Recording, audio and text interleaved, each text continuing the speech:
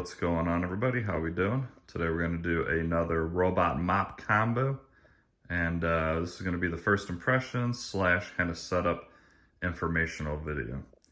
So I'm going to have it clean my entire floor plan, carpet, floors, get a map, and then I will have it mop the floors here as well. My house is about half and half carpet and floor, so first I'm going to go ahead and send it out for its first time ever. So pretty cool looking robot. This one does have the self-washing mopping station, so it will clean the pads automatically, as well as it does also empty the dirt bin from the robot itself, which is really nice. I have high hopes for this guy. As you can see, I have a few other models. These two on the right are basically the most expensive and as of right now, the best on the market.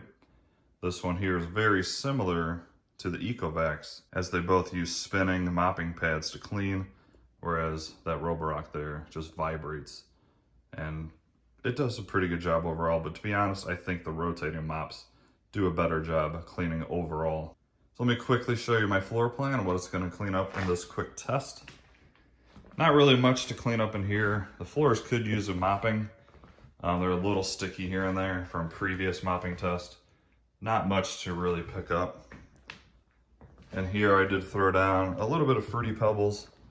And I always do this just to see and make sure that's going to do a good job on carpet, as well as see the path that it takes to clean.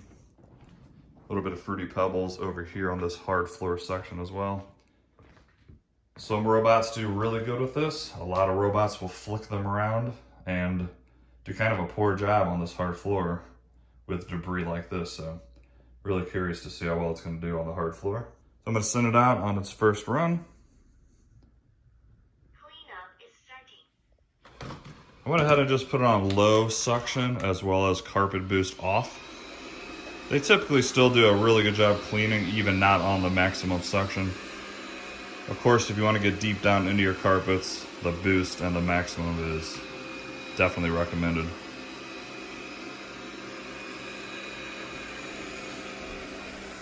This is the first time it's being ran at all.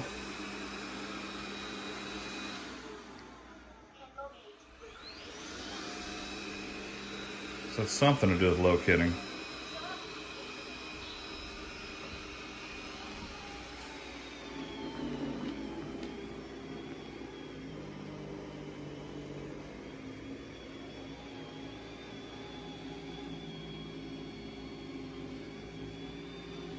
So I don't know if this has the quick mapping ability. Based off what I'm seeing, I think it might. And that basically drives around room to room, kind of in the middle of each room, making the map a little bit quicker, and therefore it knows where to go when it starts to clean. Usually it'll start cleaning in a pattern right off the dock, and it'll start going around the perimeter of the room, and then clean that way. So yeah, this definitely looks like it has the quick mapping feature going right now. Please consider subscribing. I'd love for you guys to join this channel. And if there's anything else you need to know, just hit me up down below.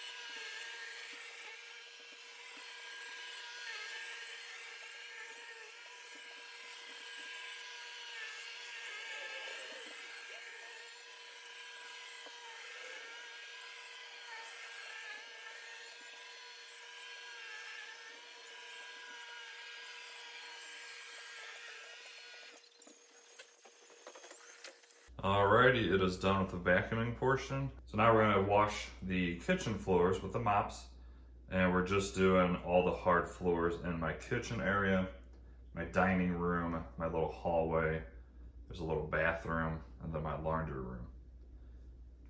Let me show you the map real quick that I made.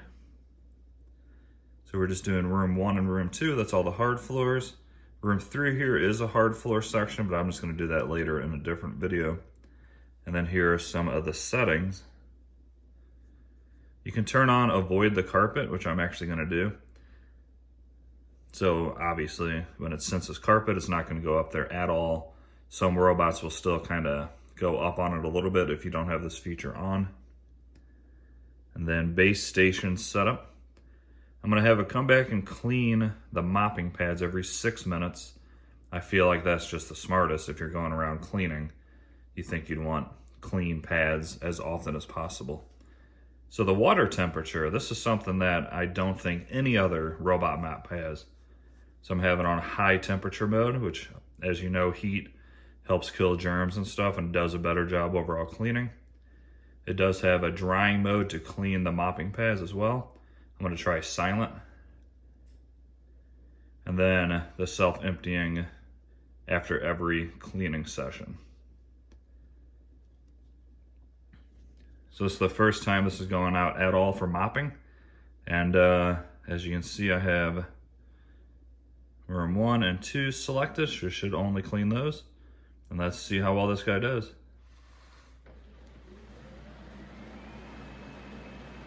So right now it is spinning the mopping pads at the bottom as well as soaking them. So when it comes out, the pads are already going to be soaked, and it'll go around for exactly 6 minutes, or it should. And at that point it will come back in again. It'll scrub the mopping pads completely clean as well as soaking them. So there's not too big of a mess on these floors, just everyday dirt and dust. I'm not going to put down any like ketchup or anything for this particular video, but I will do future videos to see how well it does with stains as well as other types of debris. And this does have a cool little LCD screen that tells you exactly what it's doing. None of the other ones, even the more expensive ones, have that. And I think that's actually kind of cool.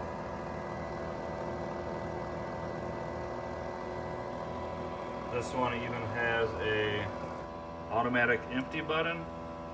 This is to clean them at any time. And that's just to go home and then go out and clean.